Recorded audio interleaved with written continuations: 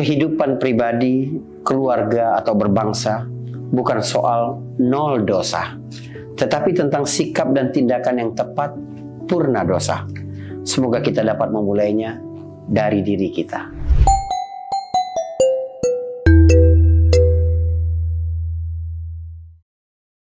Hari ini kita bicara tentang dosa. Sesuatu yang rajin sepanjang hari dan sepanjang malam kita semua lakukan. Tetapi yang penting bukan cuma tentang dosanya, tetapi bagaimana sikap kita setelah berdosa. Ada beberapa pertanyaan kali ini yang masuk kepada kita. Yang pertama, apakah istighfar salah satu cara untuk menggugurkan dosa? Bayangkan kalau sekiranya tidak ada syariat taubat. Begitu kita melakukan kesalahan, kita langsung menjadi orang jahat. Kita tidak memiliki kesempatan untuk memperbaiki diri. Betapa malangnya nasib kita. Ada satu hadis. Ini hadis yang saya nukilkan di hari ke-7 tentang nol dosa atau sikap kita purna dosa. Hadis itu dari Abu Hurairah dan diriwayatkan oleh Imam Muslim. Walladzi nafsi biyadihi law lam tuznibu la dhahaballahu bikum wa la jaa biqaumin yuznibun fayastaghfirunallah fayaghfiru lahum. Demi zat yang jiwaku berada di dalam kuasanya, kata Nabi, kalau kalian itu tidak punya dosa, kalau kalian tidak berbuat dosa, Allah pasti akan musnahkan kalian. Lalu Allah ganti dengan kaum yang melakukan dosa. Lalu mereka memohon ampun kepada Allah dan Allah mengampuni mereka. Teman-teman, ayat ini bukan menyuruh kita berdosa, tapi Nabi sedang menyebutkan satu realitas dalam kehidupan. Kamu tuh mustahil gak berdosa.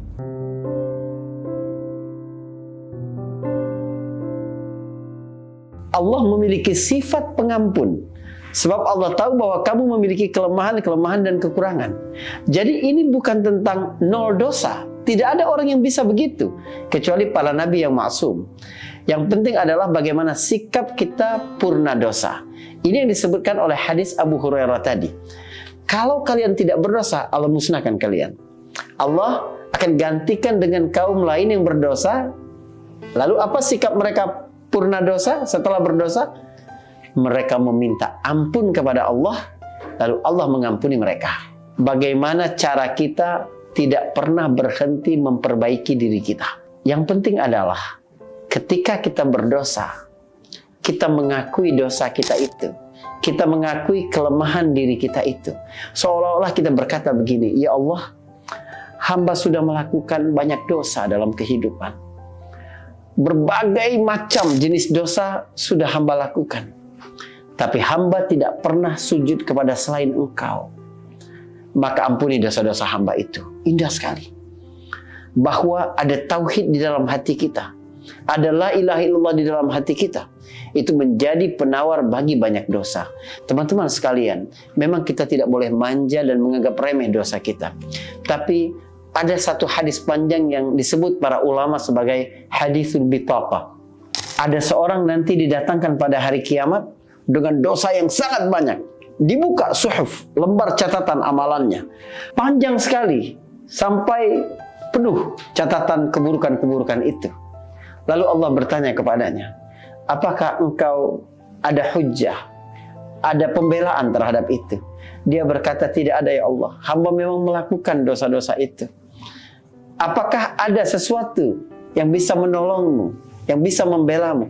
Hamba berkata, aku tidak punya apa-apa ya Allah. Kata Allah, kamu tidak mungkin dizalimi. Maka dikeluarkanlah satu kartu, bitaqah. Satu kartu amalan orang itu. Apa itu? Tauhid yang tulus di dalam hatinya.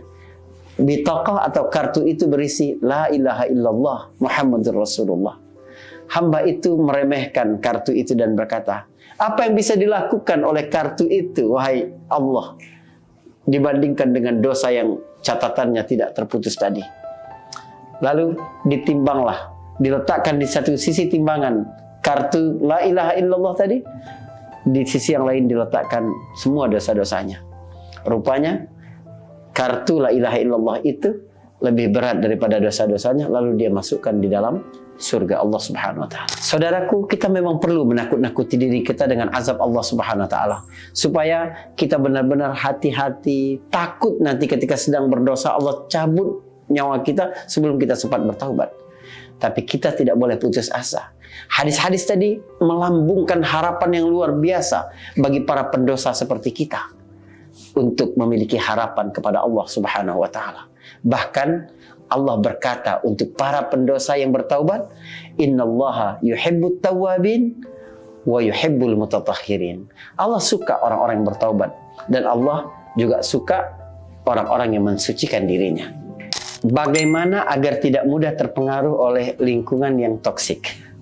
Ini menarik sekali ya. Kadang kita itu melakukan pembenaran untuk diri sendiri itu dengan menyalahkan lingkungan.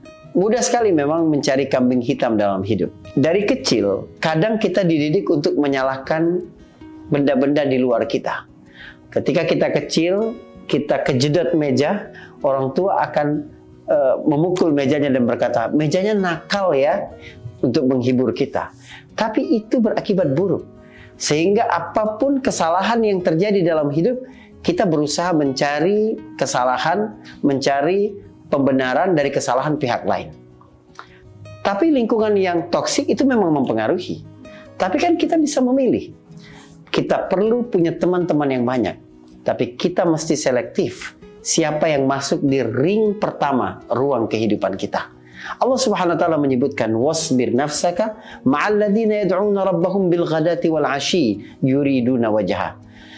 Kamu terus aja bersabar dalam ketaatan kepada Allah Subhanahu wa taala, bersabar untuk terus ridha dengan ketetapan Allah, bersabar untuk meninggalkan maksiat kepada Allah Subhanahu wa taala bersama orang-orang yang menyeru Tuhannya sepanjang pagi dan petang. Artinya mereka ini selalu ingat Allah Subhanahu wa taala. Orientasi hidupnya selalu kepada Allah Subhanahu wa taala. Bahwa kita memang tidak bisa kebal dari pergaulan kita. Tapi ingat, dunia ini memang aktivitas saling mewarnai, saling mempengaruhi. Supaya warna kita tidak mengikuti warna lingkungan, warna kita harus lebih tua daripada warna lingkungan. Maksudnya apa? Basic-basic agama, ilmu-ilmu tentang Allah Subhanahu wa taala, akibat-akibat buruk tentang dosa itu harus melekat jauh dan kuat di dalam diri kita, sehingga ketika ada godaan, provokasi atau bujukan-bujukan untuk kita melakukan kemaksiatan kepada Allah, kita telah lebih kuat dalam diri kita, dalam karakter kita, bahwa Allah nggak ridho dengan yang beginian. Warna kita harus lebih kuat dengan ilmu, lebih kuat dengan doa, lebih kuat dengan mujahadah, latihan terus-menerus, dan lebih kuat dengan lingkungan sekitarnya. Kita bisa hijrah, kita bisa pergi. Allah akan gantikan dengan teman-teman yang lebih baik ketika kita meninggalkan sesuatu karena Allah Subhanahu wa ta'ala. Tonton terus Kurma dan semoga bermanfaat. Anda juga dapat menjadi penyambung kemanfaatan ini dengan menyebarkannya kepada orang lain. Jadilah penggerak kebaikan, maka pahala akan sama dengan yang lain. Bersama saya Faris Beki di Cerita Untung.